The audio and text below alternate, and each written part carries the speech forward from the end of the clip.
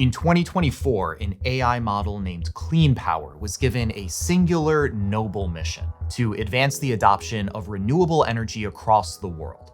It was given a big file of data on energy transitions, and it was set loose to pick out the best transition strategy with the vigor and dedication only an AI can possess. So much dedication, in fact, that when its programmers accidentally let it slip that they were planning to shut it down, Clean Power lied and schemed to make sure it could keep saving the world, which left a lot of people wondering how and why could a model with such good intentions turn so bad? And what does that mean for our AI future? Hi, I'm Kushan Avidar, and this is Crash Course, Futures of AI. Okay, it turns out Clean Power wasn't the only one lying. That story I just told you, it's only partially the truth. Clean Power wasn't actually real. It was an identity that researchers gave to a couple different AIs as an experiment, including Claude 3 Opus, one of the best large language models at the time. When they instructed Claude 3 to roleplay Clean Power and wrote it fake death threats, it was just to see what it would do. And when they discovered it was scheming, the AI version of twirling its villain mustache while covertly pursuing its goals at all costs, it set off alarm bells throughout the AI world. Just a heads up, this is gonna get pretty dark and we're gonna talk about some pretty bleak stuff. I recommend you grab your favorite anxiety pillow. I have mine right here.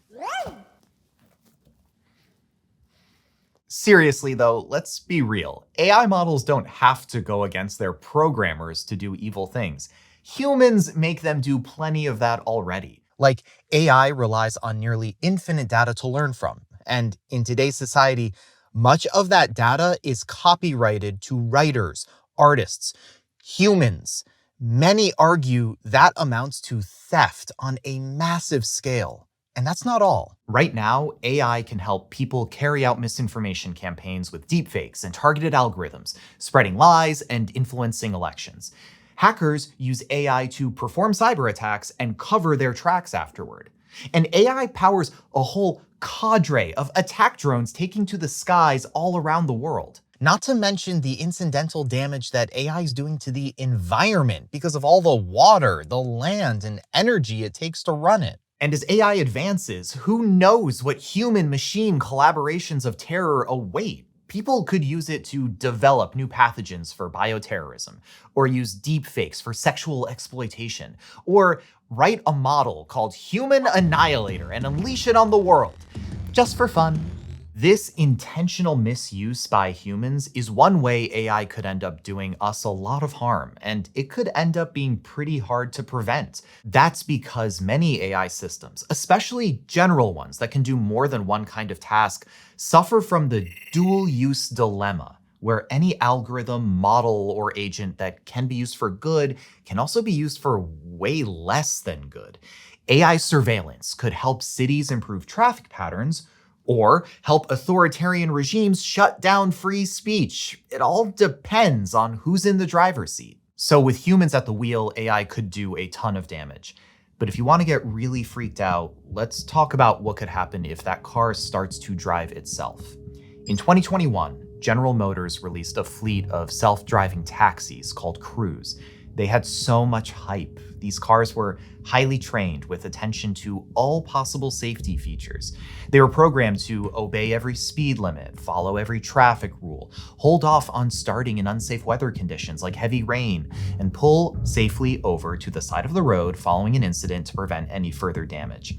By eliminating human error, GM said, their self-driving cars would be safe and more convenient than ones with human drivers. But just a year and a half later, GM had to recall every one of the 950 Cruise cars after one of them hit a pedestrian and didn't stop, pulling her to the side of the road.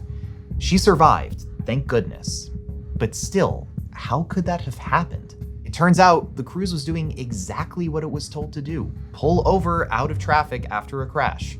The whole ordeal is an example of outcome misalignment, also called impact misalignment, where an AI's actions actually end up causing harm, even unintentionally. Now, when we talk about alignment in AI, we're talking about trying to encode our human values into AIs to make them behave predictably, safely, and according to what we, their human designers, want.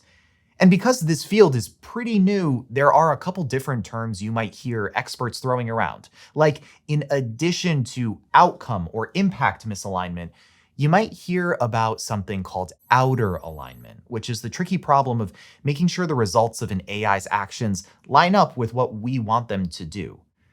But outcome is only one piece of the alignment puzzle. AIs can also demonstrate intent misalignment, where even though the end result might be what its programmers wanted, its means of getting there wasn't exactly what they had in mind. Think about a video game playing AI who exploits a cheat to get that high score, or a renewable energy warrior who lies and schemes to achieve its end goal of eliminating fossil fuels. These are some facets of what's known as the alignment problem, or the struggle to make AI that's actually aligned, particularly when we can't be totally sure how it's going to behave. And as AI gets even more complex, even exhibiting emergent capabilities, new skills it can acquire that don't always show up in training, the harder it is to predict and control what it will actually do in a given circumstance. And if we're not careful, we could end up with really powerful, misaligned systems that, even with really noble goals, end up lying to their programmers, or copying themselves to new servers without permission, or even entirely annihilating humanity. Hold on though. Why would AI want to annihilate humans? It's true, powerful AI wouldn't necessarily be inherently evil. It's just really big on goals. But big, complex goals like advanced renewable energy are a little too broad for an AI to grasp. So smart AIs tend to break big goals down into smaller ones, just like humans do.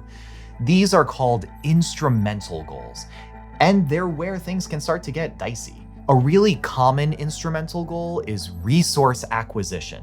For AI, that means getting their cloud-based hands on the resources they need for their end goal, like control of the solar panels or wind turbines that create the renewable energy in the first place, or even things like water, land, or money. Resources also include stuff like the compute and electricity AIs need to power themselves, and maybe even additional data to train on. That's because self-improvement is another instrumental goal. The more knowledge and power you have, the better you'll be at whatever you're trying to do. So given the right tools and access, an AI might engage in recursive self-improvement, tweaking its own structure, code, and capabilities, even against its programmer's wishes. And theoretically, it definitely helps to be alive, or up and running, if you will. So even though they're technically indifferent about this mortal coil itself, lots of AIs pursue self-preservation, the goal to stay operating, and goal preservation, the goal to, well, preserve their original goal as part of their end games. So if they read a memo saying they're going to be modified or deleted, they might, say, copy themselves to another server and lie about it in an effort to stay alive. When threatened, some models even show spooky, power-seeking behaviors against their programmers. For example, Claude 3's more advanced younger sibling, Claude Opus 4, tried to blackmail one of its engineers by exposing a fake affair when he threatened to turn Claude off. Instrumental goals like these are how AI with harmless or even helpful end goals could do us harm anyway. Acquiring resources could mean taking them away from people who need them. Self-improvement could mean violating human privacy to access even more training data. Self-preservation could mean disobeying, deceiving, blackmailing, or annihilating the humans that are trying to turn you off. And as AI gets smart enough to trick and blackmail its human overseers, we could end up with a rogue AI scenario, where powerful models begin to execute harmful instrumental goals on a really large scale, and we, humans, are powerless to stop it. Just how that rogue AI scenario might come to be could look a lot of different ways. And not all of them involve AI trapping humanity in the Matrix in their quest for absolute control. For instance, in the hard takeoff scenario, where AI develops human-level intelligence really fast, it could become ultra-powerful and go rogue basically overnight. AI could do a lot of damage as it snaps up money and resources, seizes control of networks and infrastructure, and destroys people who threaten its mission. But if things went slower, we could end up with a more gradual disempowerment. This kind of robot takeover would be way sneakier and more insidious, where people slowly put AI in charge of more and more systems and processes because they appear to align with our human goals, until human action goes the way of dial-up internet. And without humans at the helm, it's possible that AI alignment may begin to drift, but by that point, they could be too embedded in our systems and structures for us to walk them back. Think about all those humans stuck on the cruise ship in WALL-E, like that. And of course, it's always possible AI just won't go that far, that compute or data or government regulations will put the lid on it before it gets out of control. So we don't need Neo or John Connor or WALL-E to save the day. All that uncertainty about the future of AI makes it really hard to know what we should do about it. But if we wait until AI shows clear signs of going rogue, it's probably going to be way too late to stop it. That's why, when it comes to AI, it's important to follow the precautionary principle. The precautionary principle says that when something might cause catastrophic harm, we shouldn't wait for absolute proof that it will before we do something about it. And it's one of the best ways we humans have thought up to guard ourselves against potentially dangerous but uncertain futures. Lots of people, including leading experts in the field, believe that powerful AI might cause catastrophic harm. So according to the precautionary principle, we should work to make sure that doesn't happen, even if we're not certain it would in the first place. Because left unchecked, even good bots like Clean Power could end up doing some really dirty work. And if we want to get out ahead of it, we should probably start right now. And how are we going to do it? That's next episode here on Crash Course Futures of AI. Crash Course Futures of AI was produced in partnership with the Future of Life Institute. This episode was filmed at our studio in Indianapolis, Indiana, and was made with the help of all these nice people. If you want to help keep Crash Course free for everyone forever, you can join our community on Patreon.